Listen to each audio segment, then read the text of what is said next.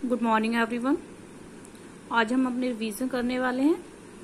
तो देखिए, रिवीजन में मैं आपको सिखाती हूँ डिवाइड कैसे करते हैं जब आपके पास फ्रैक्शन दिया होगा। जैसे आपके पास आया सिंप्लीफाई, इसको सिंप्लीफाई करना है आपको 3/5 डिवाइडेड बाय 4। तो आप इसे कैसे करेंगे? 3/5 मैंने आपको बताया था जब भी फ्रैक्शन होता है तो हम उसे डिवाइड नहीं कर पाते तो हम क्या करते हैं उसका रेसिप्रोकल। रेसिप्रोकल कैसे हुआ? जिसके नीचे कुछ नहीं होता उसके नीचे 1 लगा देते हैं और हमेशा रेसिप्रोकल उसका क्या जाएगा जिस नंबर से हमें उसे डिवाइड करना है।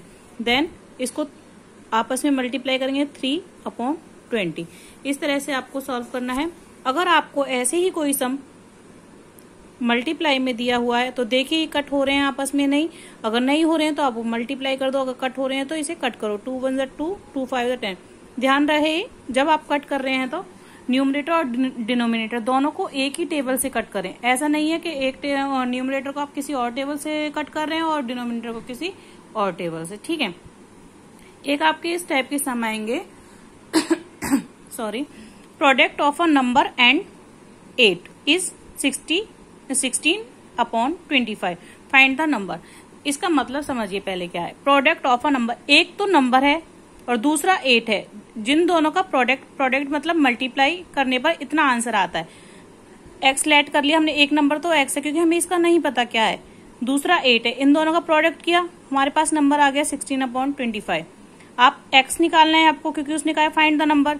एक्स को यहीं छोड़ दो, इसके अपॉन में हम 1 लगा सकते हैं जब कुछ नहीं है। यहां जाके ये डिवाइड में चला जाएगा क्योंकि यहाँ मल्टीप्लाई है 8/1। तो आप इसे कैसे करेंगे? 16/25 उल्टा कर देंगे मल्टीप्लाई करने के लिए। 8 1 1, 8 2 16। आपका आंसर क्या आएगा? 2/25। ऐसे ही ये सम आ जाता है sum of a number and 8 is this. जैसे उसने लिख दिया सम ऑफ द नंबर, एक नंबर है दूसरा 10 है और टोटल आ गया आपके पास 25। तो आप क्या करेंगे? x + 10 = 25 क्योंकि उसने कहा है सम मतलब प्लस, प्रोडक्ट मतलब मल्टीप्लाई। अगर आपको सम का है तो प्लस करके टोटल को अपोजिट साइड ले जाना, अगर आपको प्रोडक्ट का है तो मल्टीप्लाई करके जो आंसर दिया हुआ है उसको दूसरी साइड ले जाना। जब यहां से प्लस वाला इधर जाएगा तो माइनस हो जाएगा, प्रोडक्ट वाला इधर जाता है तो डिवाइड हो जाता है। क्लियर? देखिए डेसिमल वाले सम्स में कैसे आता है एक्सपेंड फॉर्म।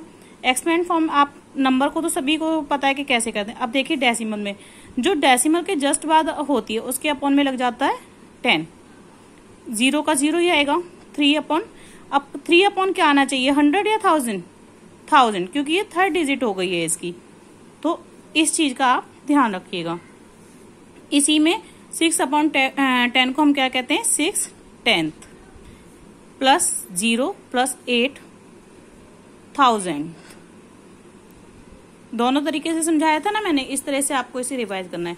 अब एक बात और, कोई भी आपको डेसिमल नंबर दे दिया 8.3 और कह दिया इसको हम किससे मल्टीप्लाई करें कि 8.3 आए, तो आपको अपने नंबर से याद करने, जैसे कि मैंने पहले बताया, हम किसी भी नंबर, कोई भी नंबर है, अगर हम उसे 1 से मल्टीप्लाई करेंगे तो वो इटसेल्फ आता है। तो 8.3 को भी अगर आप 1 से मल्टीप्लाई करेंगे तो आपका 8.3 आएगा। अगर वो कहता है 2.4 मल्टीप्लाई व्हाट = 0, किससे मल्टीप्लाई करें? 0, तो आप किससे मल्टीप्लाई करेंगे? 0 से। ठीक है, आगे देखिए, ये सम है डिवाइड, डायरेक्ट किए जाते हैं, इनको मल्टीप्लाई करने की जरूरत, डिवाइड करने की जरूरत नहीं होती है।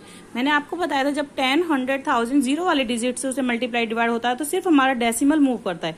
डिवाइड हो रहा है तो वो लेफ्ट साइड जाएगा। कितने से डिवाइड हो रहा है? 10 से, तो कितने स्टेप आगे चला जाएगा? 1 स्टेप। तो आपका आंसर क्या आ जाएगा? 1.55। और इसी तरह से अगर आपके पास कोई भी डिजिट है और आपको मल्टीप्लाई करना है, मल्टीप्लाई करते टाइम कहाँ जाता है ये? Right side. कितने स्टेप जाएगा? 2 स्टेप, 1 2। तो आपका आंसर क्या आएगा? 480। इस तरह से आपको सम सॉल्व करने हैं। 6 चैप्टर हमने काफी अच्छे से किया था, काफी रिवाइज हो चुका था हमारा ये, क्योंकि काफी लंबी एक्सरसाइज चली थी। फिर लास्ट में आपका आता है सर्कल का चैप्टर। सर्कल में मैंने आपको क्या बताया था? आपको अपने कंपास को स्टेबल रखना है और आपको जितनी रेडियस दी है उसके अकॉर्डिंग खोलने हैं अपनी कंपास को, देन सर्कल ड्रॉ करना है। ठीक है, लेकिन ऑब्जेक्टिव टाइप में तो हम नहीं करते ना, तो इसमें किस टाइप से आपके सम आएंगे?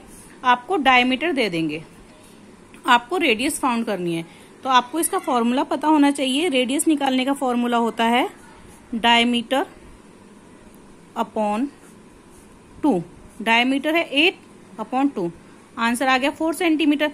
साथ ही एक बात और याद रखिएगा, यहाँ जरूरी नहीं है सिंपल डिजिट आएगी, यहाँ डेसिमल में डिजिट आ सकती है आपकी, तो उस टाइम आपको डेसिमल को डिवाइड करते हुए ध्यान देना है डेसिमल आपका कहाँ लगेगा। जैसे कि मैंने कोई भी डिजिट ले ली 4.8 और 2 से आप इसे डिवाइड करेंगे, 2 2 जा 4, 8 डेसिमल आएगा पहले, फिर 4, 2 4 जा 8। इस तरह से आपको ये सॉल्व करना है।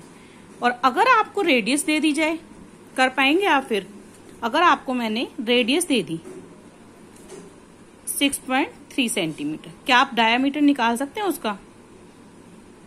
यस, क्योंकि हमारे डायमीटर का फॉर्मूला क्या होता है, रेडियस मल्टीप्लाई बाय 2। रेडियस आपकी दी हुई है, आपको 2 से मल्टीप्लाई करना है, 2 3 जा 6, देन डेसिमल 2 6 जा 12 सेंटीमीटर। क्लियर? अब यहाँ आपकी मैथ्स की रिवीजन कंप्लीट होती है, तो आपको अच्छे से प्रिपेयर करना है, अपने पेपर के लिए प्रिपेयर हो जाना है, कोई भी चीज नहीं छोड़नी है। हर सम को करते टाइम स्टेप बाय स्टेप चलना है कि आपका आंसर क्या आएगा। ऐसा नहीं है आप रट लें, मैथ्स कभी भी नहीं रटा जाता है।